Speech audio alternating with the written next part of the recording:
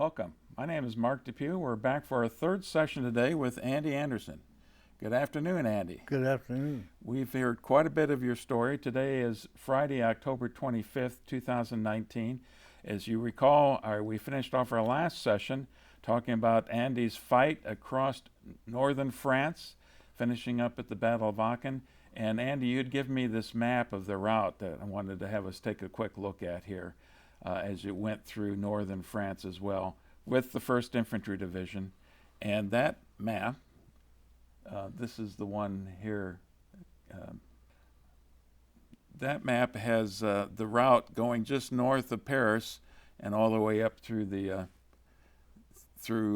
northern France and Aachen. And last time you and I talked about you just getting injured at the tail end of that fight, and that was a nasty fight in an urban area. We had you getting back to Paris. How long did you spend in Paris? About 2 days. And then where? And then I went, they shipped me to England. Do you know why they had shipped you to England? I assumed they needed more beds in the field, in the hospitals, guys coming from the front lines. So I went back to England. I spent a few weeks in England.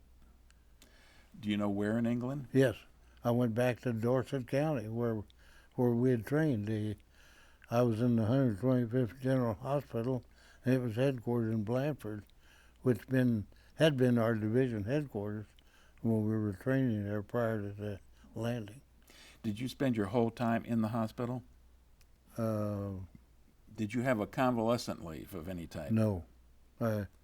One day at the hospital, the doctor came by and said, "Well, you're ready to go."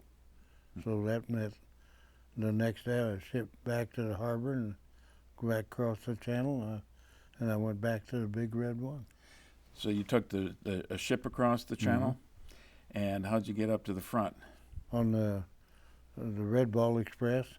They had, during our parade through France and into Belgium and Germany, they had designated a certain highway for the people hauling the supplies, and they called those trucking outfits, they named that the Red Ball Express.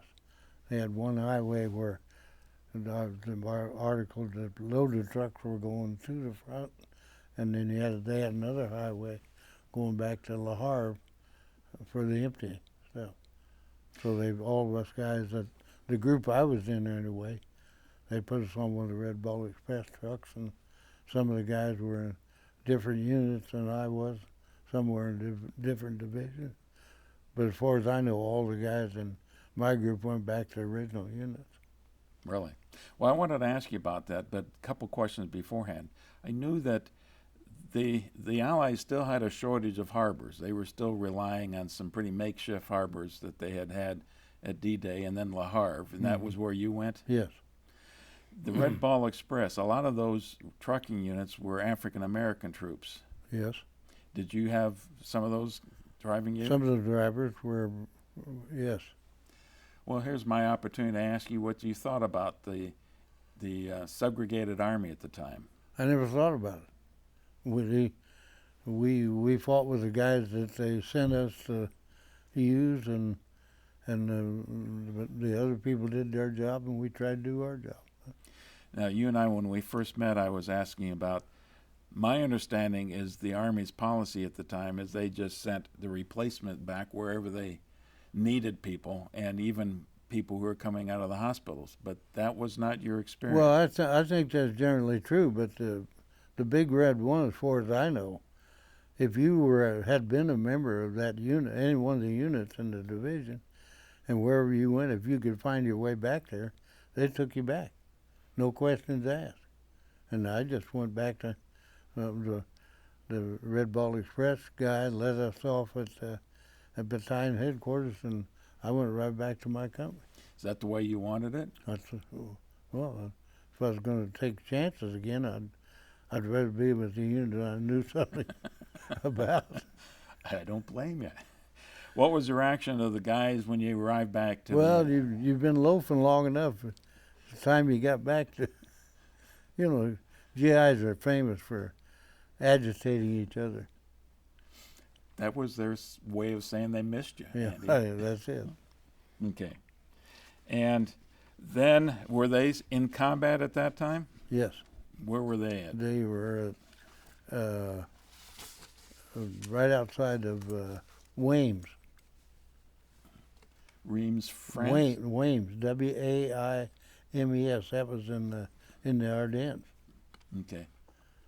Was that part of the Hurtgen Forest? No, it's part of the breakthrough area. Do you remember roughly the date you got back? I don't remember the date, but it was before Christmas. So you missed entirely the Hurtgen Forest fight?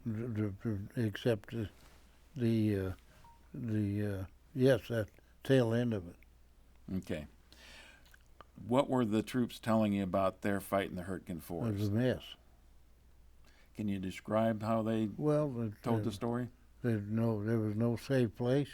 Even if you dug a foxhole, the tree bursts and the limbs falling and all that sort of stuff were just as dangerous for you as the shrapnel from the shells and all that. And in order for you almost had to build a bunker, cover your hole to have any protection whatsoever. And it was just a bad scene.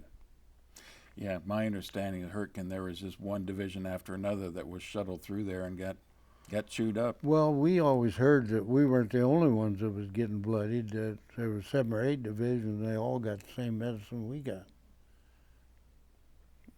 Did the guys, did it make any sense, that kind of fighting? Well, we were always told you do what you're ordered to do, and that's what you did. Regardless of what you thought, that you could have all the thoughts in the world. That didn't change orders any.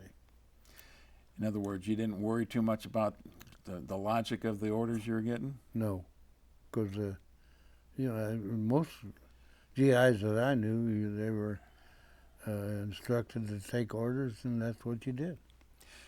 When you got back to the first division, then were they out of combat, or were they just heading back into combat? We were in the Germans had stopped attacking us in the Ardennes, and we were in the process of retaking the ground that had been surrendered before. You're saying then you got back somewhere early in the Battle of the Bulge time frame. Yeah, yes. Okay.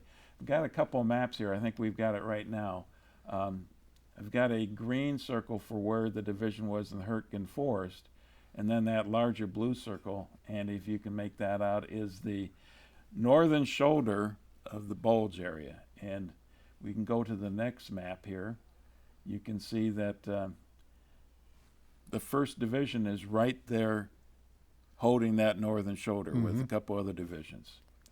And was that the circumstance that the division had when you arrived back? When I got back, that's where they were, right there. Okay.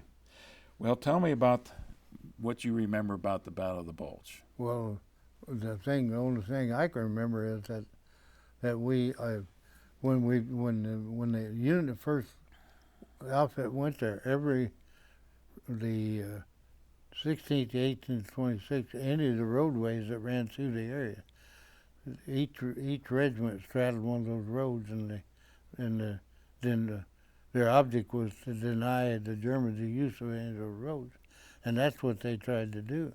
And every day, morning, noon, and night, if they wanted to make inroads, so they attacked constantly. And then and the way I remember it, it was either Christmas Day or the day after, when the sun came out.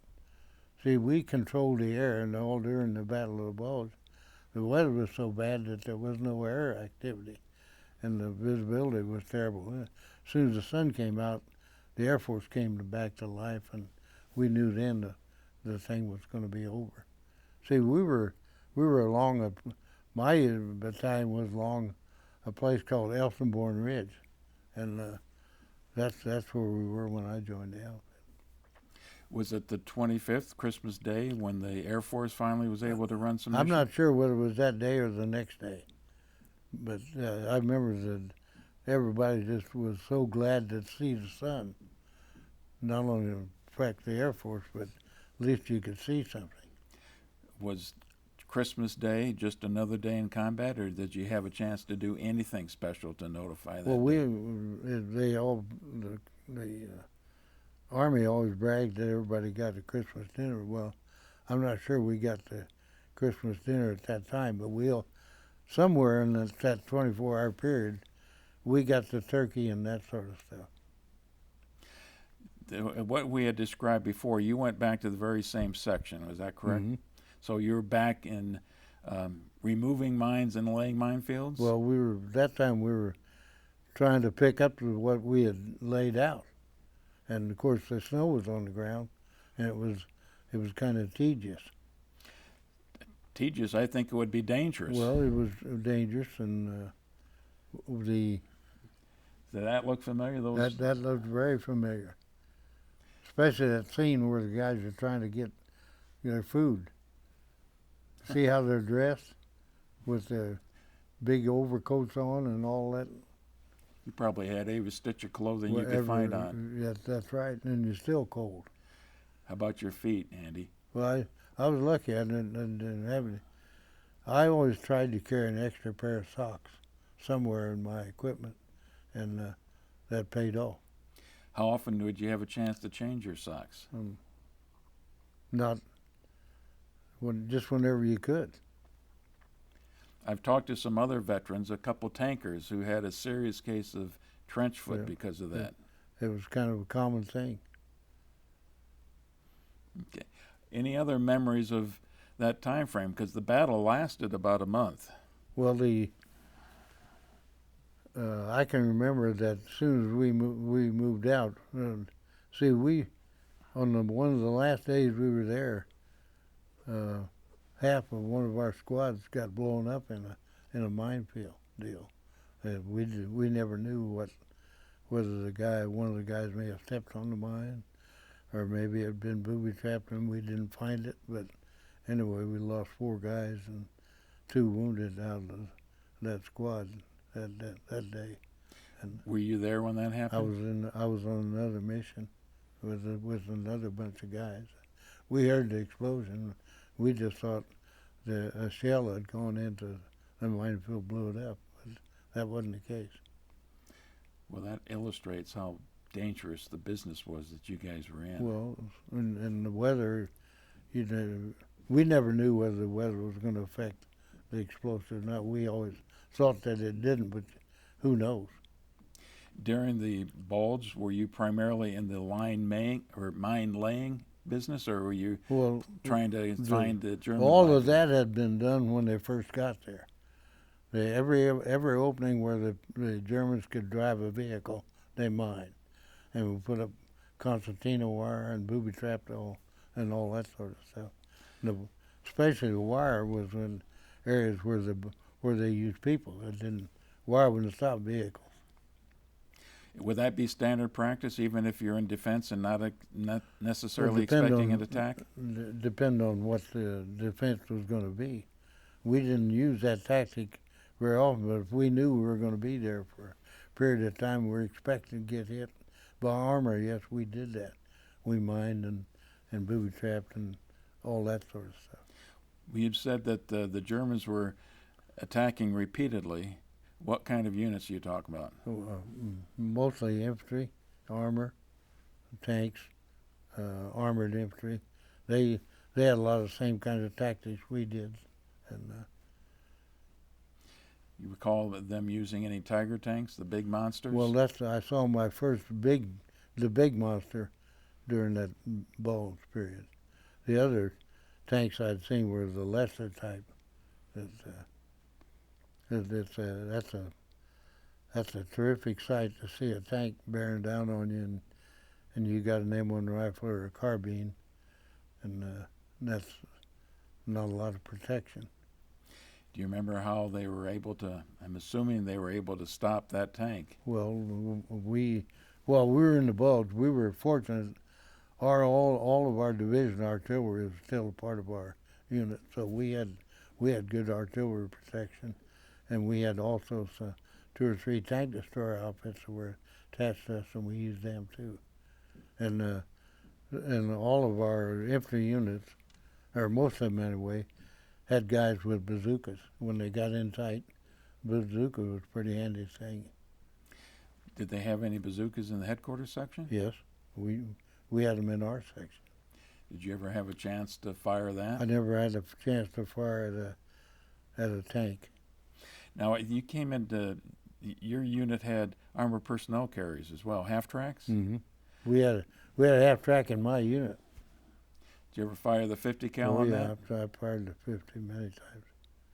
So it's an ugly weapon, and it's a good weapon, but when you dismount it, it's a hard weapon to maneuver, and it needs to be mounted on a vehicle. Did you have occasions where it was dismounted on the tripod and Yeah, firing it?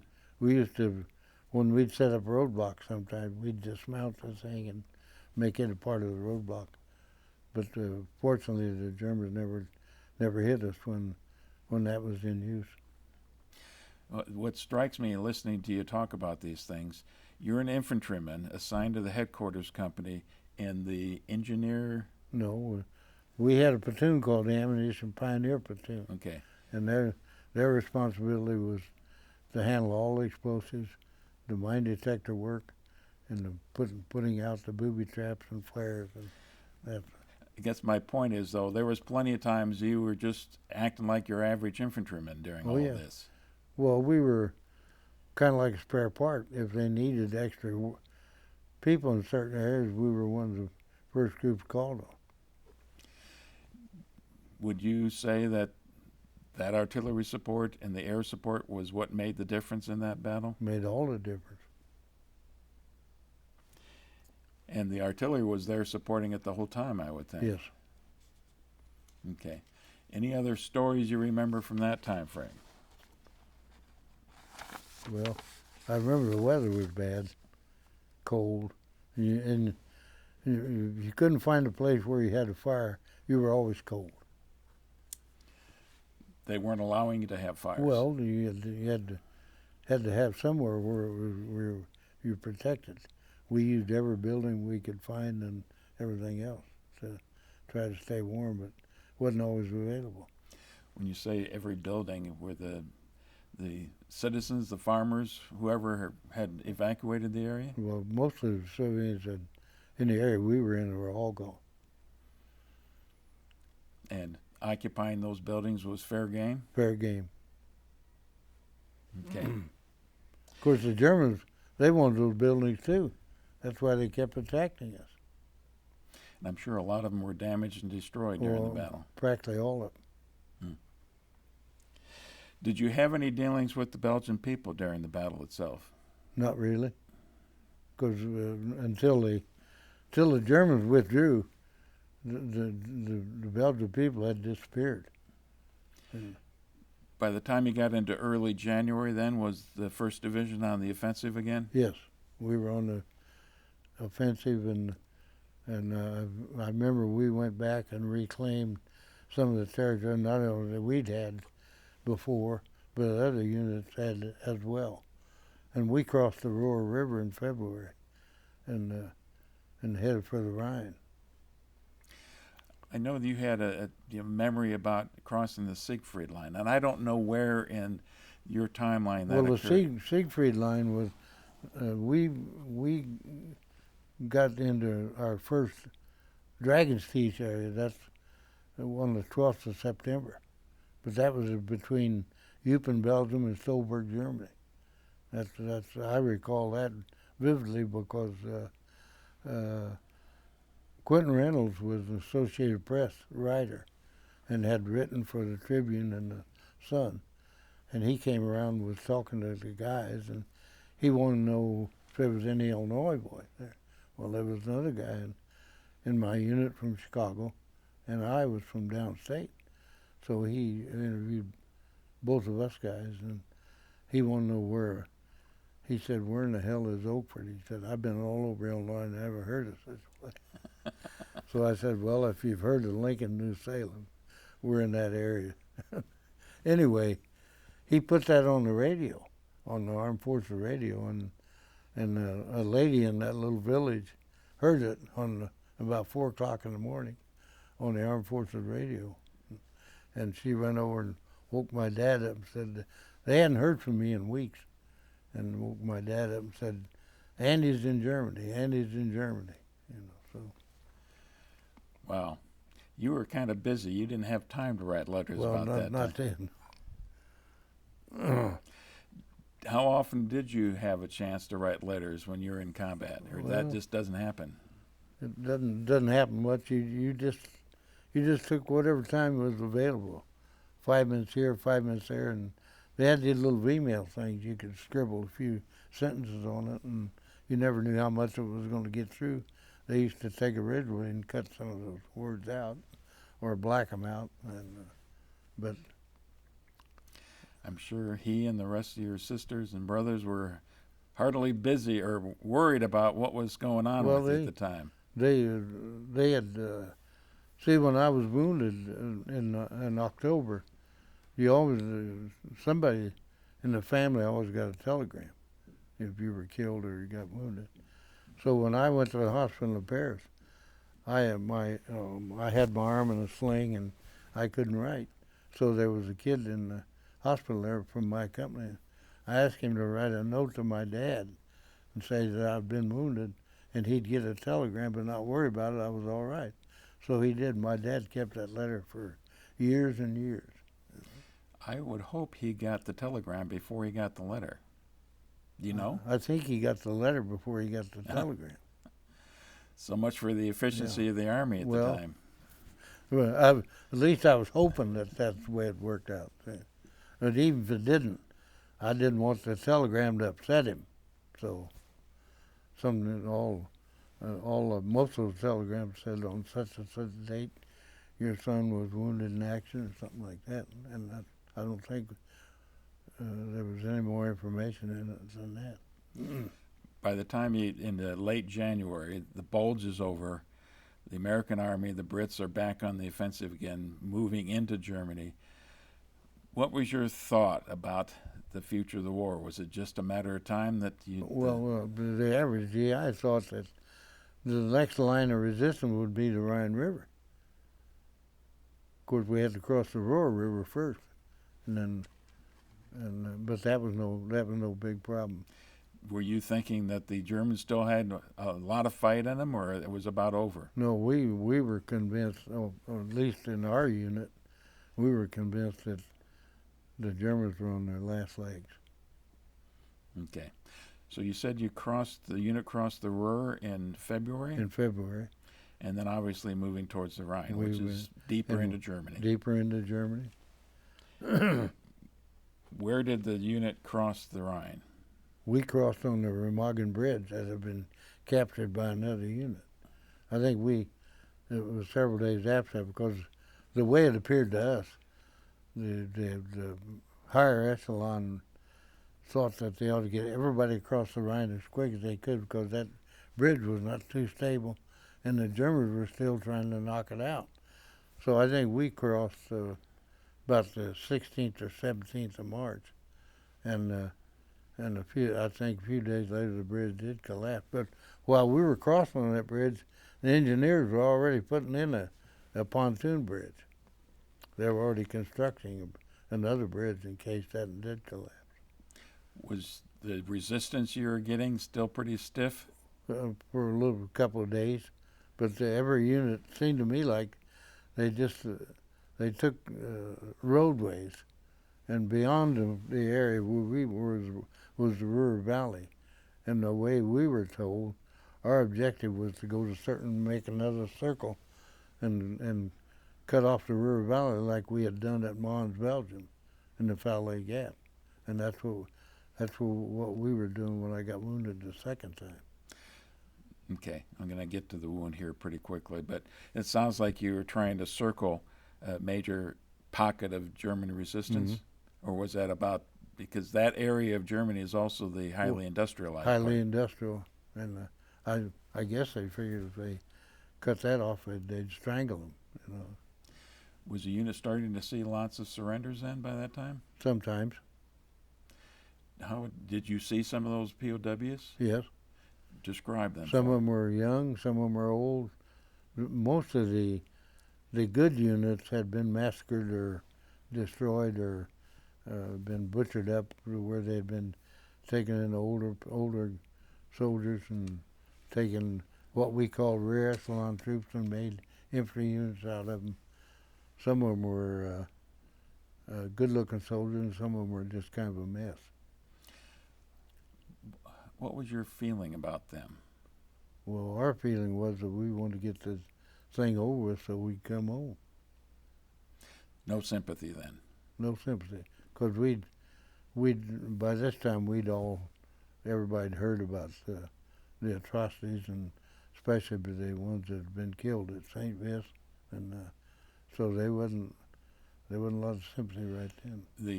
I think the atrocity you're referring to is St. Vincent, Normandy. Is that Normandy. Where they slaughtered a bunch of American prisoners that had surrendered during the Battle of the Bulge? Yes. Had you heard about the death camps, the prison camps by that time? Yes, we'd heard about it. Did you all make any distinction between the average German soldier and the SS? Well, you couldn't help it. In the first place, the SS hated to surrender, and they had put SS troops in with some of the other units to keep some of those units from surrendering. So they were, in our opinion, they were as bad as everybody described them. No sympathy for No them. sympathy for them. Tell me about that second injury.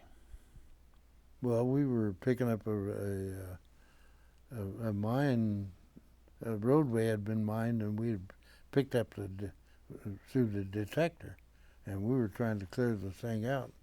And about 2 miles away was a big bluff, and we knew the Germans still had that bluff, so they were observing what we were doing. And they had the Germans had a multi-tubed mortar called the Nebelwerfer, and we called it Screaming Mimi because it would fire and then screech, and then fire and screech, and I don't know whether it was 11, 13 tubes, something like that, but they made that noise, and that's what we called Screaming Mimi. Well, they started firing this mortar in, and they were landing all over the place, and one of them fell right in the middle of that roadblock and blew it up, and I was the closest to the explosion, and I got wounded again. Tell me about the wounds you got. Well, I got most of them it was small pieces of shrapnel, and I bled a lot. My jacket looked like it had been shredded by a knife, and but I didn't suffer any broken bones. And when I went back to the field hospital, the doctor said, "Well, we're going to bandage you up, and we'll send you out." And I said, "Well, how about this? Let me stay with the kitchen troop or the supply group, because within days we thought the war would be over." And I said, "I don't want to be running around somewhere in some other unit when the war ends. I want to be here." So I stayed with what we called the rear echelon troops for about 10 days now. Then I went back to my company. Do you have any lacerations in the face? No, they were chest, left arm, right arm, and the left hip. But I still, even when I got discharged and months later, I still had little pieces of metal that was festering up and like pimples. When you squeezed them, a little piece of metal would come out. Was that happening by the time you got back to the United States? Yes, that was still happening when I got discharged. Well, I would imagine that kind of freaked Josephine out to see all that happening. I didn't tell her. My dad, when I got discharged, we went to work on a construction crew, and he said, "Well, these little pimples you have," he said, what caused that? And I said, "Well, they're not really pimples, they're little pieces of shrapnel." I said, "When one of them gets festered, I'll show you." He didn't believe it. So when your pimple got festered and you squeezed it, and the pus or inflammation came out, that little piece of metal always came out with it. So He believed you after he that, believed huh? that after that. Yeah. Do you remember Easter that year? Mm-hmm. What can you tell me about Easter? Just another. It was another Sunday. Nothing special. It was just a day on the calendar. Roughly, what was the date you got injured the second time? 19th of March. 19th of March. Well, you know exactly the date. Yeah. Oh yeah. That was, 18th of October and 19th of March. Can't forget those days. and that was after you guys had crossed the Rhine River. Yes.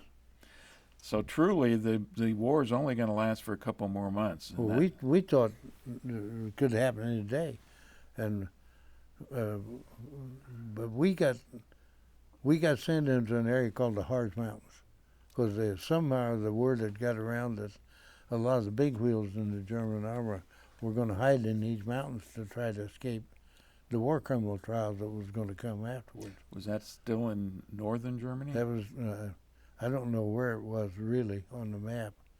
But anyway, we were there for a few days, and when we came out of there, we got transferred to the Third Army, and we went into Czechoslovakia under Patton.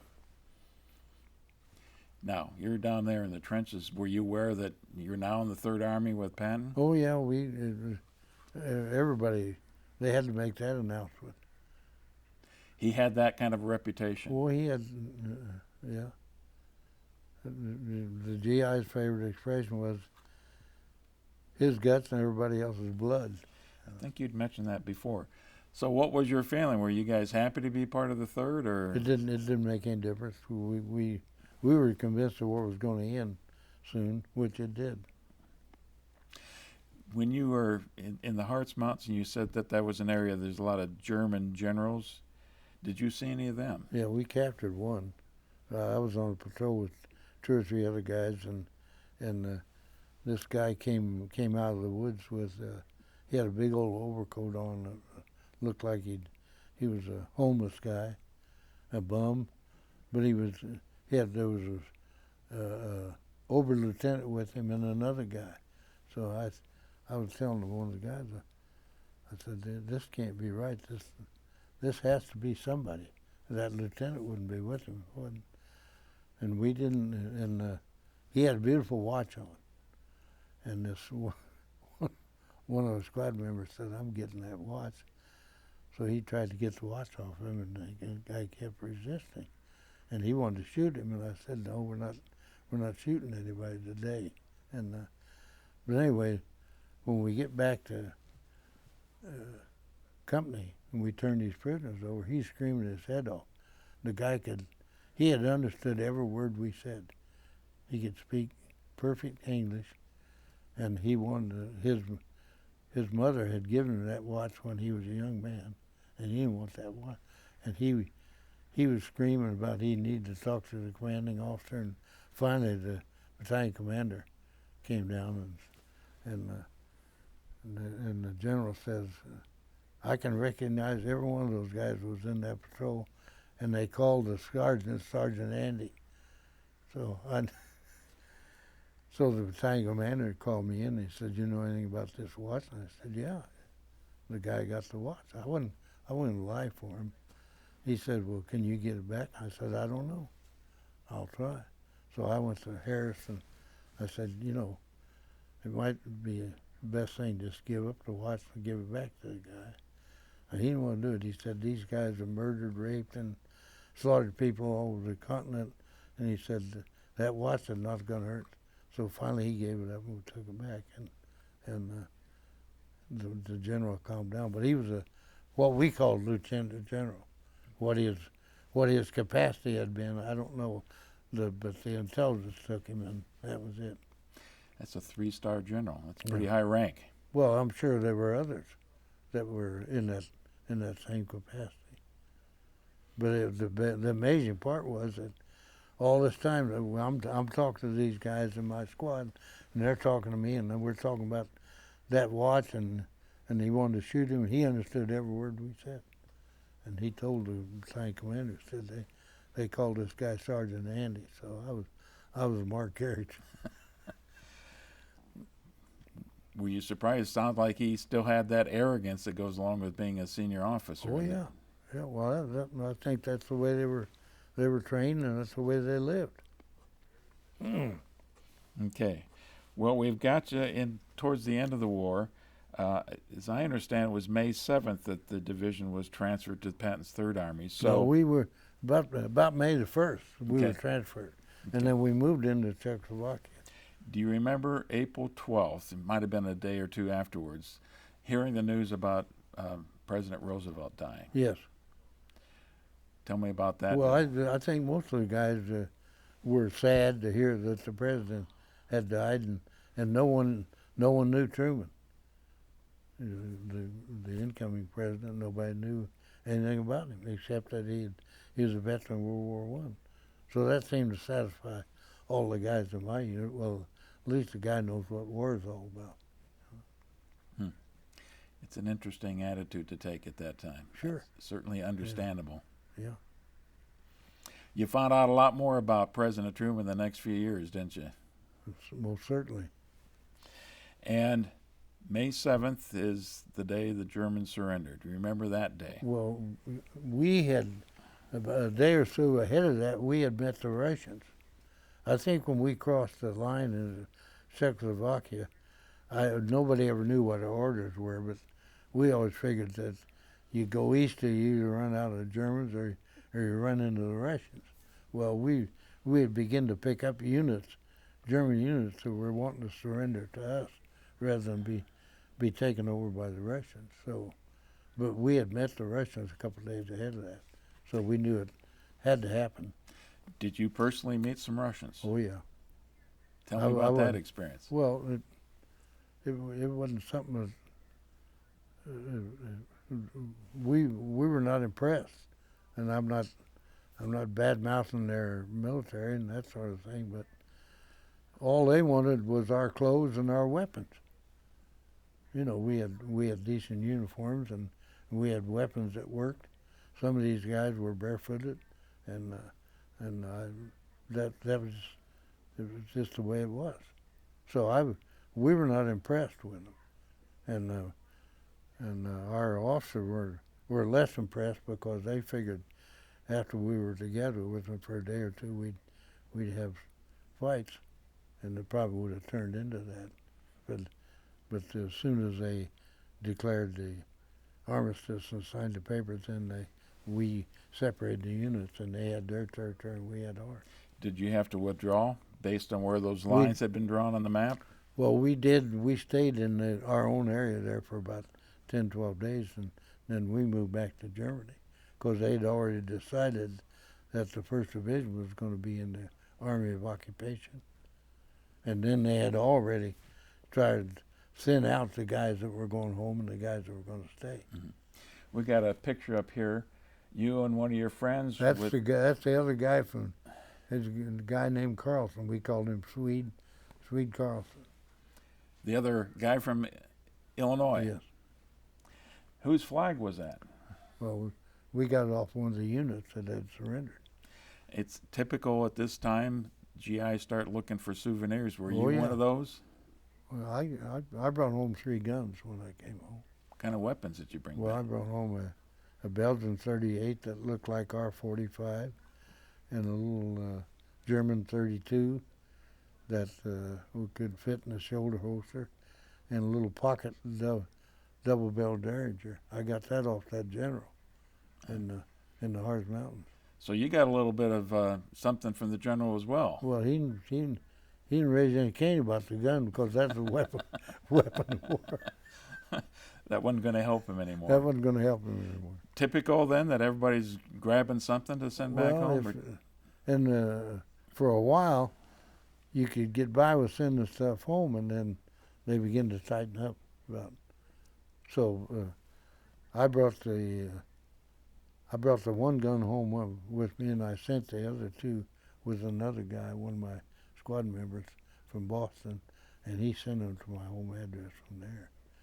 But throughout the years, I had these guns up until about 6, 7 years ago, and I was always going to give them to a nephew. Well, I wound up with 7 nephews, and that wasn't going to work.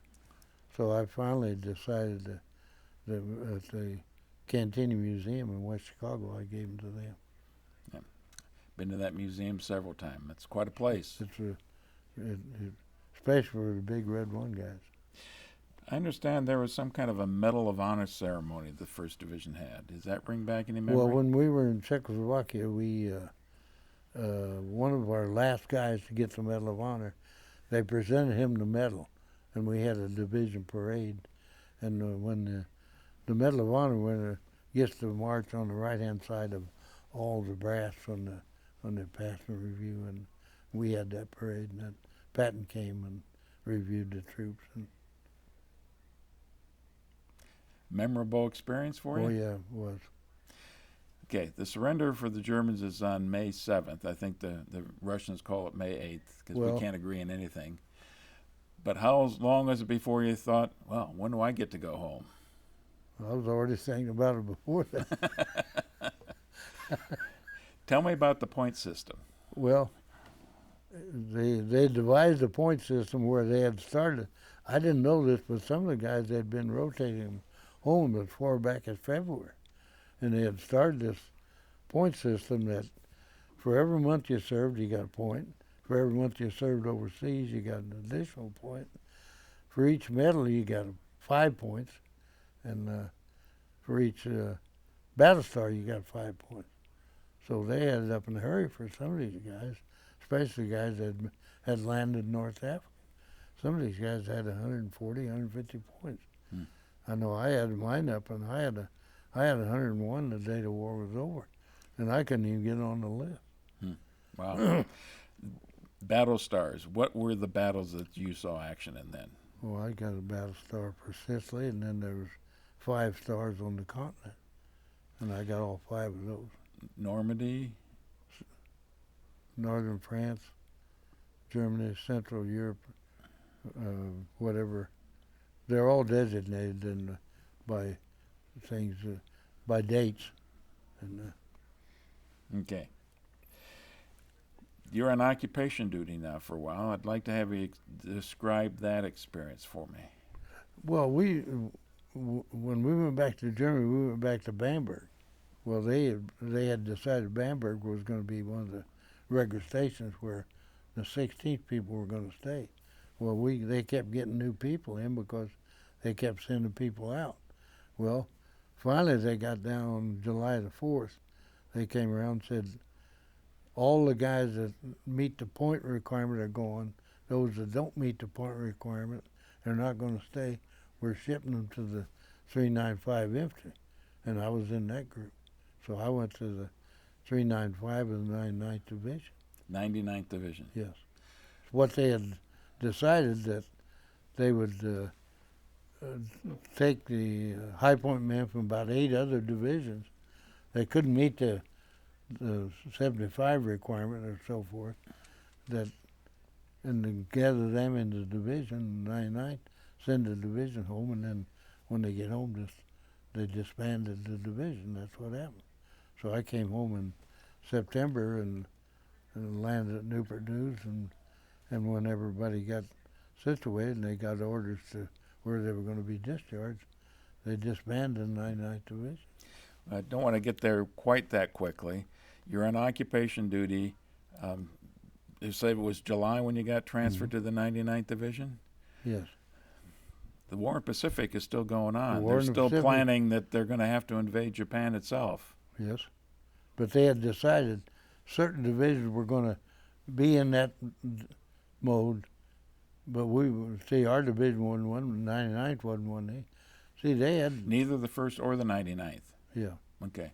Because the 1st was going to stay in the occupation, and they'd already decided they were going to eliminate the 99th. And I don't know how many others. But when I get to the 99th, I'm a buck sergeant, which is 3 stripes. And I look in the squad room, and all I see is staff sergeant, tech sergeant, and 1st sergeant. No corporals, no PFCs. And I'm saying, somebody's going to be pulling duty in this, because they had duty roster posted. So the first 2 days, I'm corporal of the guard. and I'm out. All these German prisoners had been prisoners. We're feeding them and clothing them, so the brass thought, well, we're doing all that for them. Why? We were working. We were cleaning out buildings, cleaning the streets, and all that sort of thing. And that second day when I'm out chasing these guys around this work detail, the guy that had run the athletic program for the 16th was in that same kind of group that I was in, but I didn't know it. So I ran into him, and he said, "What are you doing here?" I said, "Well, I'm chasing these guys, trying to keep them out of trouble and keep me sane." He said, "Can you play baseball?" And I said, "Hell yes." So he said, "I got a baseball team, the 395 Infantry, and we need a third baseman." So I said, "Just tell me where to go." So that night I went down and practiced with them. And they had a game the next day, and I played third, and I made 3 errors, but I hit a home run. So I had it made. So I played baseball then until we came home. So you're playing basketball in England Well, but and baseball in Germany. it beat duty every day. I'm sure it did. Well, that tells you something about the kind of people who are being transferred to that unit too, doesn't it? Well, what they were trying to do was get rid of people. Yeah. Because see, we had 3.5, 4 million people in Europe at that time, and they didn't need all those people in Europe. And I'm sure there was an awful lot of people in the 1st Division, soldiers there, who had a lot less time in the division than you did. Yes, because we had gotten replacements. We had got a lot of replacements after the Battle of Bulge, and again after we crossed the Rhine. So we had a lot of new blood. I want you to tell me your impressions of post-war Germany, those couple months right after the war was over. What was that like? Well, I don't know. I guess some of our people probably felt sorry for the civilian population, which I had mixed feelings. I felt sorry for the kids because we had destroyed a lot of towns, factories, and everything, and that's what happens in war. And but the power structure, I never had any sympathy for them. What sympathy I had was for the young people and women and children. Did you see a lot of displaced people? I mean, there were Poles and Russians and everybody else. They were all over the place. How about them? What was your Well, describe what you're seeing there? They were just trying to find a home. Their home been destroyed, and they were trying their best to find some place where they could go and establish a home and have a life. At that time, were some of these folks near starvation? Some of them. Was the Army trying to distribute food? I think the Army did everything it could to ease their pain. Did you see any prison camps? We, you mean like where they would have had American or British prisoners there? We took over an American prison camp that the Germans had deserted. About 2 days before we got there, they'd just walked off and left the prisoners to fend for themselves, and we ran into that situation. Some of our guys were in pretty bad shape. Well, tell me about the reaction you got when you guys got to the prison camp. Well, we were kind of upset because, of course, what the guys said, well, they didn't feed us because they didn't have food. Well, but so that was the worst thing that we thought, that they could have done better. But at that time, point in time, the German situation couldn't have been good either. You had told me before that you did not see any of the concentration camps or death camps. Is that right? That's right. But what was your thought when you heard about what had happened there? Well, I guess we suspected that would be the case, and it just confirmed what all of us had thought, that the SS and the Gestapo and all the bad units of Germany tried to eliminate eliminate a lot of people. During all this time frame, had you had any doubts at all that the war was justified? On our side, Yeah. no. I think that all the GIs that I ever had those serious conversations with, they all believed that there was no way that the free world could exist under the powers of the Axis group. Now I know that right after the surrender, General Eisenhower put out a no fraternization rule. You remember that? Just well saved his breath. It didn't work. Is that what you're saying, Andy? I don't think it ever got off the ground.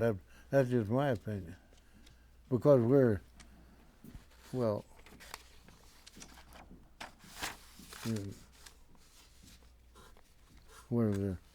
when the two sexes meet, wherever it is, things are going to happen. But the guys used to laugh about the non-fraternization. Of course, I didn't stay that long. See, from the time I left, went to 395 till I came in was just a matter of weeks. Now, I don't know that this would have been the situation while you were still there, but I know a few months or a year later, the going currency in western part of Germany, at least, was cigarettes. Well, that was always the case. That was always a good commodity to have on hand. I didn't smoke, so I kept my cigarettes, and I always switched them, traded them to my GI buddies for their candy and gum and all that sort of stuff. But they issued us a pack a day. When that stopped, I don't know. But while we were in combat, somewhere along the line, you might not get them for 2 or 3 weeks, but you always got your ration of cigarettes. What brand? Do you remember? Just every kind. I remember Marvels, 20 grand, Camels, Philip Morris, all of them. So the GIs that wanted to trade with the Germans had plenty to trade with? They would, yeah. Did you see any USO shows during the entire experiences you had in Europe itself? I saw Bob Hope 3 times while I was overseas. Was one in Sicily? Sicily was the first time. And I saw him again when I was in the hospital in England, and then I saw him again after that. After the war? After I went back to the somewhere in that Ruhr Valley. See, by that time there were a lot of people coming around with USO troops. While you were, after the war is over, did you get any leave before you came back to the United States? No.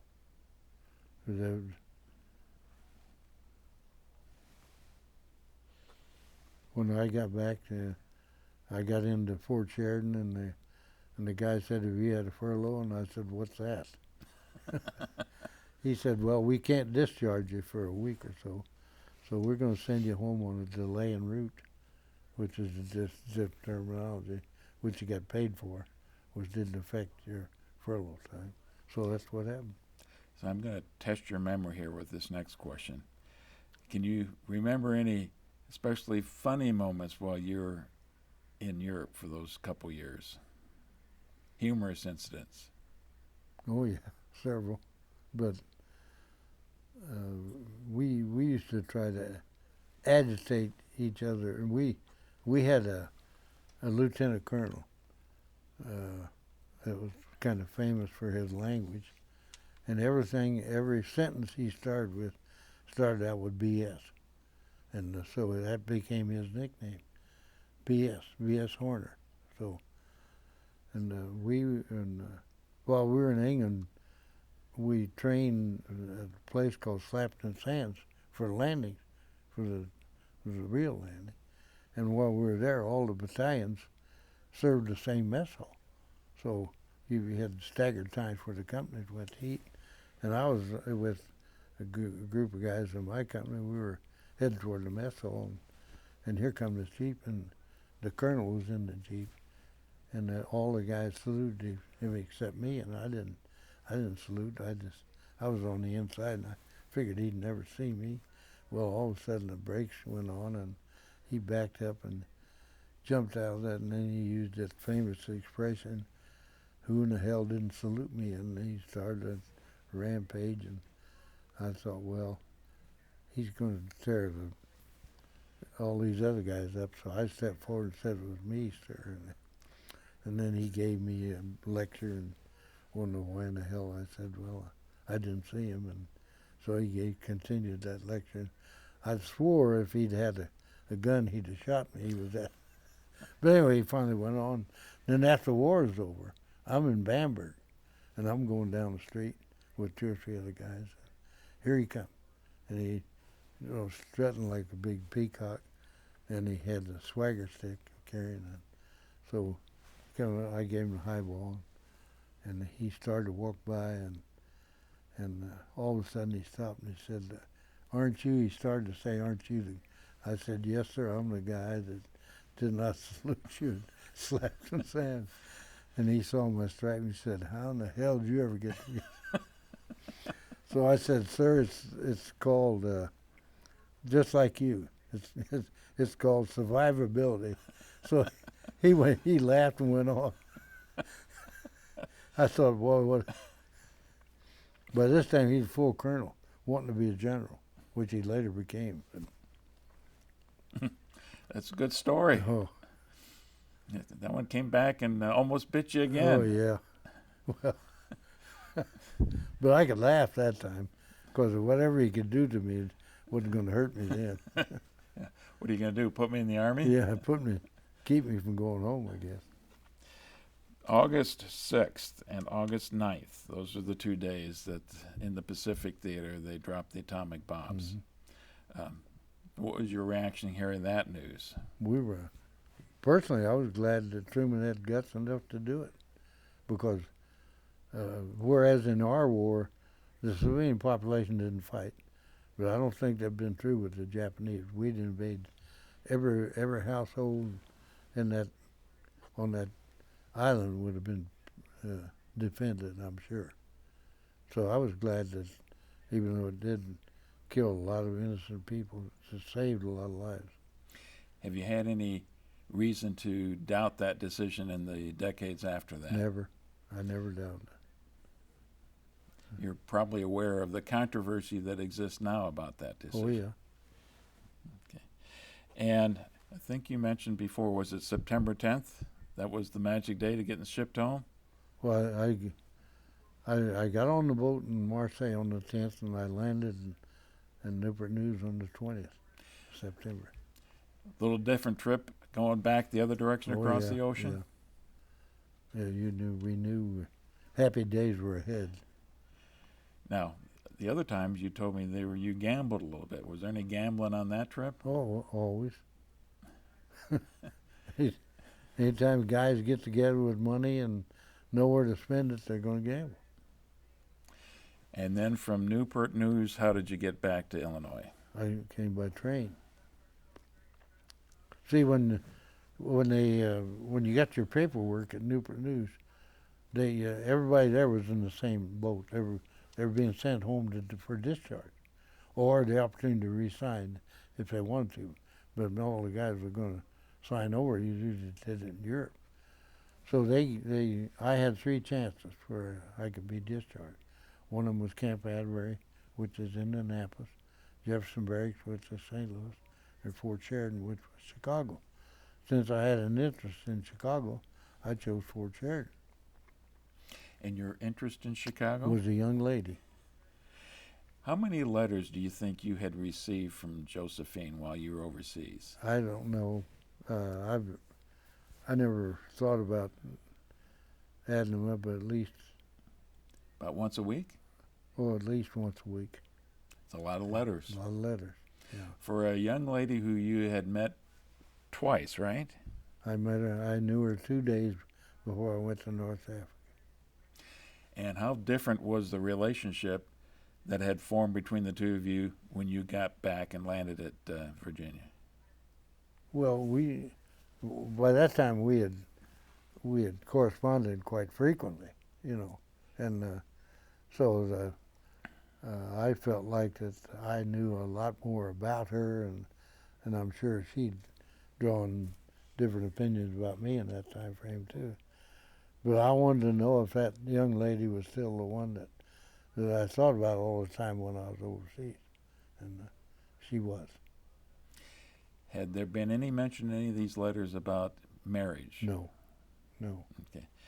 So what I'd like to have you do is describe that moment then when you got a chance to meet with her again. Oh, she was in nurses training, and she met me at the elevator station when I came in from Fort Sheridan, and I couldn't believe she was the most beautiful woman I'd ever seen, and I knew that my thoughts about her all all those 28 months was not unwarranted.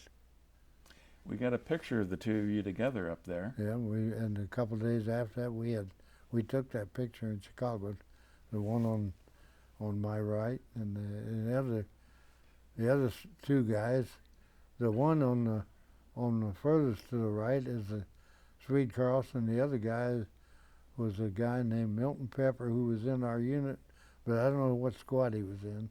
And we were walking down State Street in front of the Palmer House, and these sidewalk photographers would take your picture and give you a piece of paper, and you send it in, and that's one of those pictures. Well, picture of you, and you called her Joe. Mm-hmm. Picture of the two of you together is beautiful. Beautiful. You were handsome young lad. Well, in those days I had hair. Yeah. So was that like the best day of your life then, coming back? Oh, one of them. But that picture, all of my family has that picture somewhere in there, and that's probably the best picture we ever had made.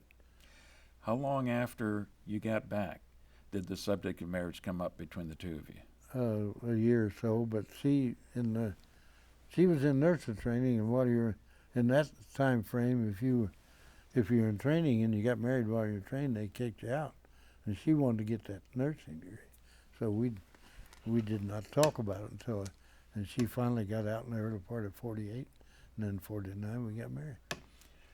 But from the moment you got back, you were dating all the time? I knew she was it. That was it. And she felt the same way? She felt the same way, and and I think it was that still the same way when she passed. Mm.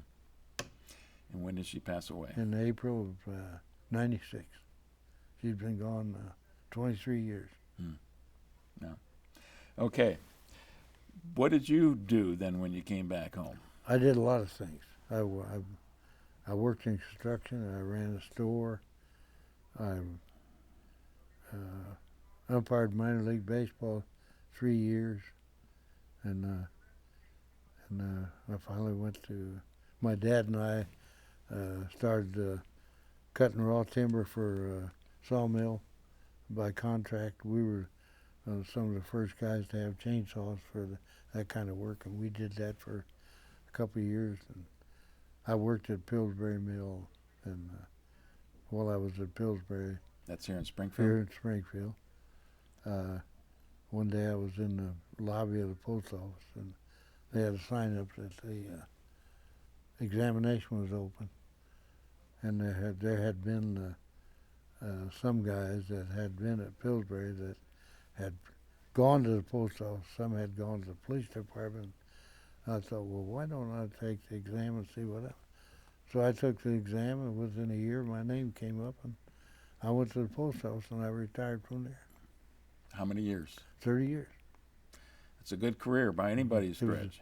It was a good career for me, and I immediately, as soon as my probationary period was up, I started being active in the union, and I went all the way from the workroom floor to national headquarters with the union, and it was a good deal for me.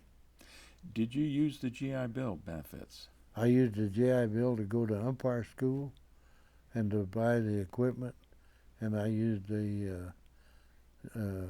I got a GI loan for a house in Virginia. Umpire school? Mm-hmm. For what sport? Baseball. And Did you do a lot of that? I worked 48, 49, and 50. I worked 48 and 49 in the Georgia-Florida League in Georgia, Florida. And then in 1950, I went to the Piedmont League in Virginia, and then that was it. I needed to, then I got married in 49, so I needed a job 12 months out of the year instead of 5. So, and in those days, in order to advance in the umpire profession, you need to know somebody that had influence in the baseball world. And I didn't know anybody, and I worked with guys, and they knew club owners and that sort of thing, and they went up the ladder, and other guys didn't, and I just didn't think that was proper, and I got out. You know, you talk about the Civil War era, and seeing combat was seeing the elephant. Well, you'd seen the elephant lots during your months and couple years in Sicily and in Northern Europe. Did you have any problems adjusting to life once you came back home? I did, but I didn't advertise it. Whatever demons I suffered, I did that alone. Okay, fair enough. But it's I knew that I didn't like alcohol that well, that I was going to get smothered in that field. But I did things. I worked. I still played ball during the winter months. I used to play with 2 or 3 different independent teams, and I refereed high school and grade school basketball games. So along with other work, I kept busy, and that finally got me out of it. Did you and Joe have some children? We never had any children. Did you ever tell Joe what you had done during the war? I talked about experience. She knew exactly, because she asked me as soon as we had a chance to be together about all the things, because she had seen evidence in the hospitals of people coming in with those kind of problems. You apparently got to the point in your life where you could talk about it, because I know you wrote about it, and you've gone to a lot of veterans events since that time. In the later years, yeah. In the early years, the only time I ever talked about it was when I went to the Legion, the VFW, the DAV, and just because those people shared the same things that I did. That they would understand what you've gone through. I think I read someplace you moved to North Carolina in 1987. I mean, yes, we had bought some property there in '79, and when I retired from the post office in '85, and my term with the National Union ended in '86. So then I became fully retired, and we built a new house in Pinehurst, North Carolina, and we moved in, and I lived there 32 years. What brought you back to Illinois? Well, I had told all the family that when I couldn't play golf anymore, I'd come back to Illinois. So I played golf till I was 94 years old, and I began to have balance problems, and I didn't feel good about swinging and putting myself in a position of falling down and have somebody help me get up. So I gave my clubs away and quit. 94 years old, so it was just 3 years ago you came back to Illinois then. Well, I came back permanently this year. Oh. I came back 2 or 3 times looking around where I knew I was going to dispose of my property, and one of the guys that I used to work with had moved into Montville, and I used to go there and visit him. I looked around at 2 or 3 places, decided that's where I'd go. So that's where I hang my hat now. Over the years, have you had the chance to go to a lot of the First Division reunions, things like that? Yes, I've been to many of them. In fact, I've only missed one since '96. Wow. So, but I went to the first one in 1954 when the outfit came home from Germany, and I didn't go every year, but every few years. I've been at least 40 of them in the years, and It's been amazing to see the World War II guys disappear, and how the Vietnam guys and the other veterans of the more recent activities have taken up coming to the reunions. What's been the reason that you've gone to so many of those? What is it that you find so appealing about going to those The reunions? camaraderie, the sharing of experiences.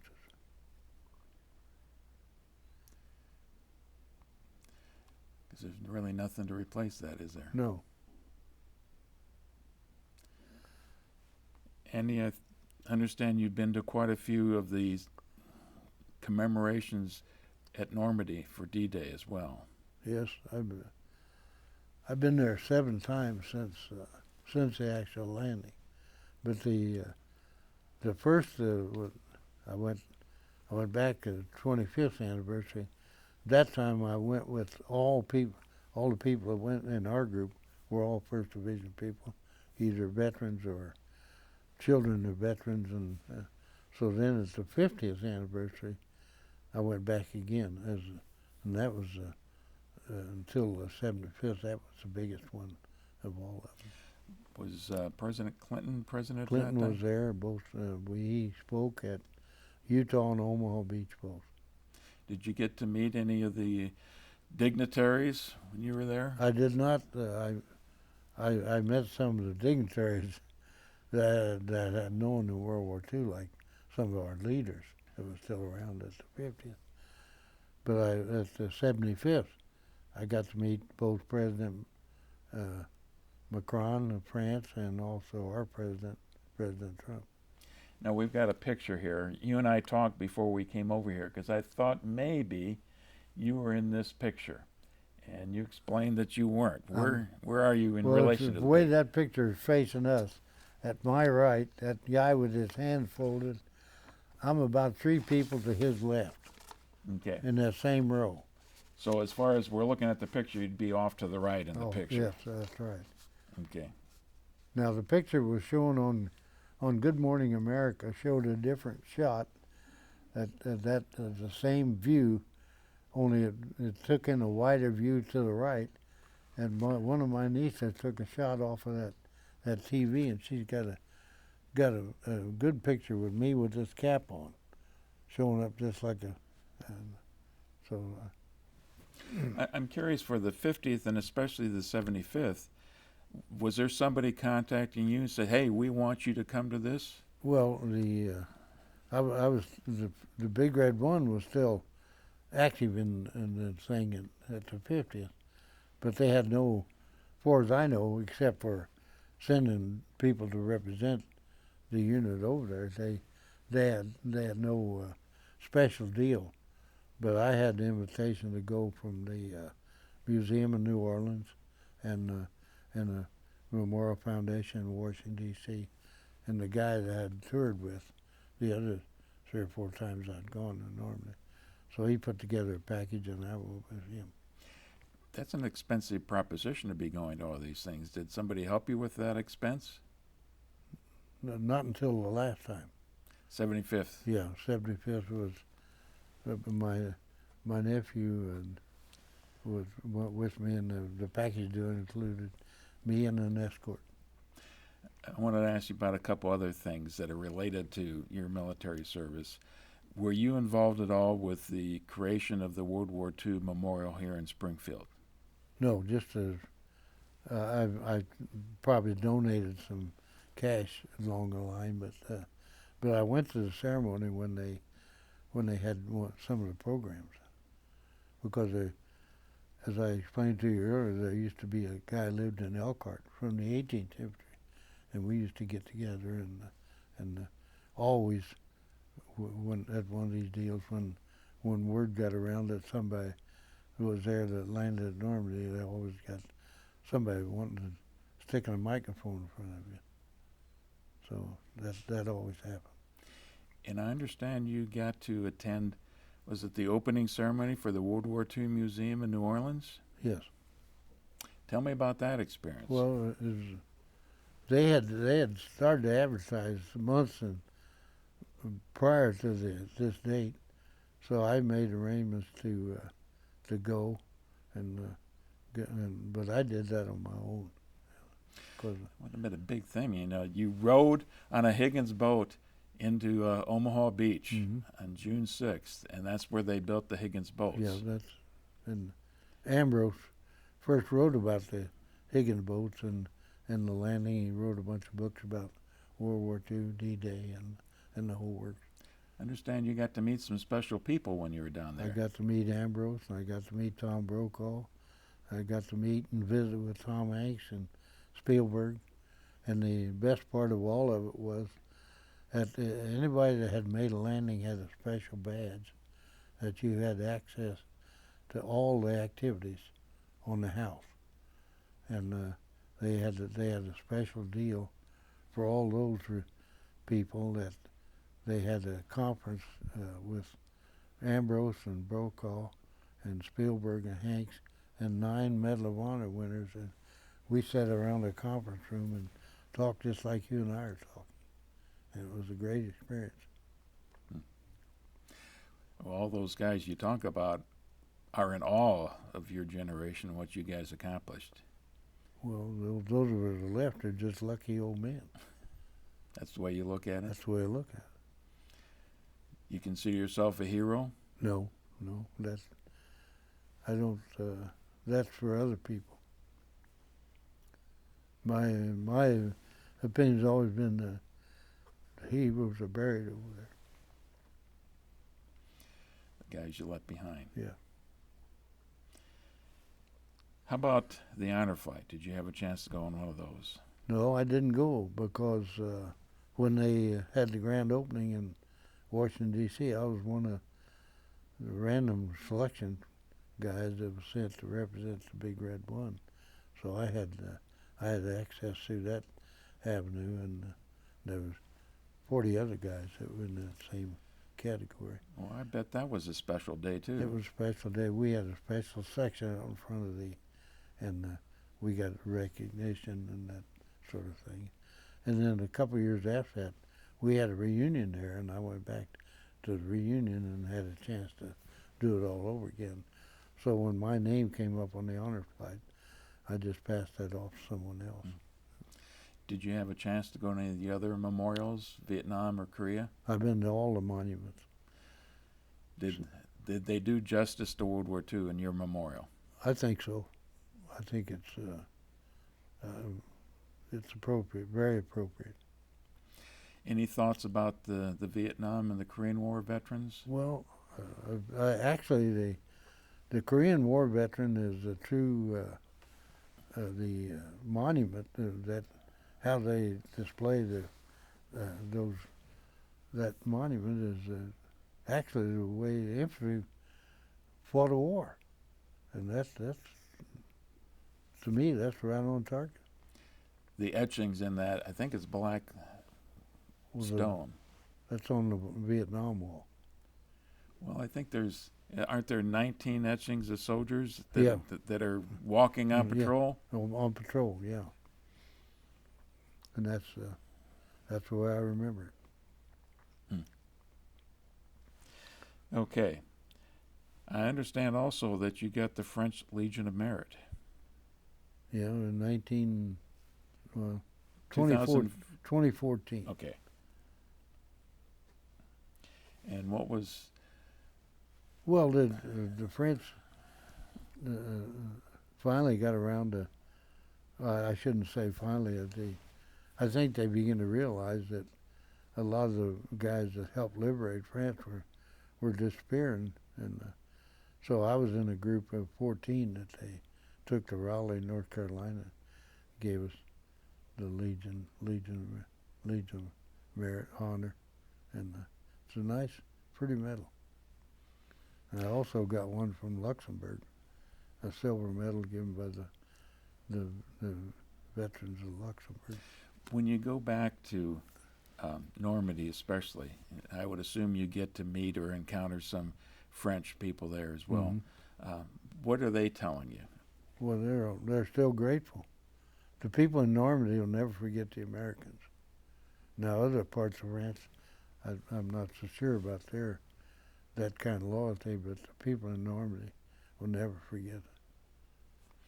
Visit the cemetery there as Mm-hmm. well. I've had lots of people describe that. It's got to be kind of a haunting, a humbling place to visit. It's very, very humbling. Yes, very true. Do you have any idea for the 75th anniversary how many people actually landed on D-Day that were part of the audience? Well, they gave a kind of a synopsis of it. In the crowd that was there for the ceremony when both presidents, France and our president, spoke to the crowd that morning, they said that there was 19 guys in the first two rows that had made the landings, and there was about 200 and some additional guys that had fought in France but didn't land on the day of the landing. So that's the only information I had about totals. So you were one of the 19 guys. Mm-hmm. That was at that ceremony. 3 of that 19 were from my division. And that's saying quite a bit, because as any historian knows, Omaha saw the worst of it there. Yes, the bloodiest. When that 19, that included the British as well, and the Canadians? Well, each one of those had ceremonies of their own. Okay, so this is 19 Americans? Yeah. Okay.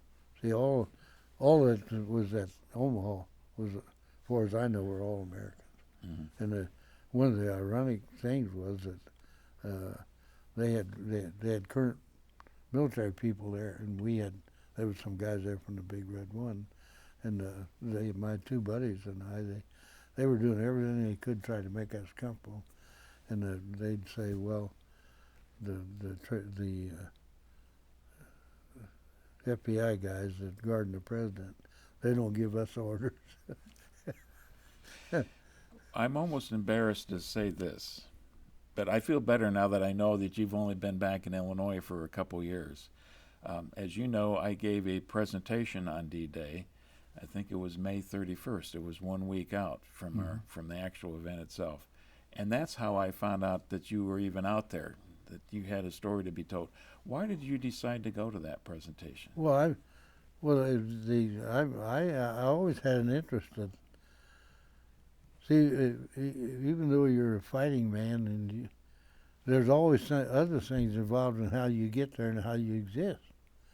So I think your program was about the logistics, how they put it together, and so I thought, well, I never knew anything about that, so when I got there, and I believe somebody asked if there was anybody in the crowd, I stood up, and of course that attracted other people, and through all of that, we got together.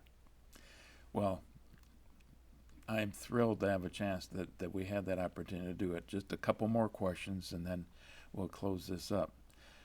Are you proud of your experiences during World War II? Oh, yes. Did all of that, how did that change your outlook on life afterward? Well, I'm not so sure, because until that time, I'm not sure what my outlook on life was. See, I was a product of the Depression, and until the war came along, we were still trying to work our way out of the Depression. Guys and gals and everybody was trying to find a decent job to make a living, and that's all I thought about until I went in the service. And then after I got out of the service, I said, well, now's the beginning of the rest of my life. So. Sometimes I think the younger generation, especially the young kids, know very, very little about World War II or what you went through. So here's your chance to maybe give them some advice or some words of wisdom. Well, for the last several years, I'd gone to schools and talked about World War II or retiree groups or service clubs or wherever, anybody that had an interest in World War II. And I always, if there's young people around that they have an association with somebody in their family that had an act or had a part to play in World War II, they should get that information and preserve it, not only for their family's sake, but for history's sake, because they don't teach a lot of it in the school system.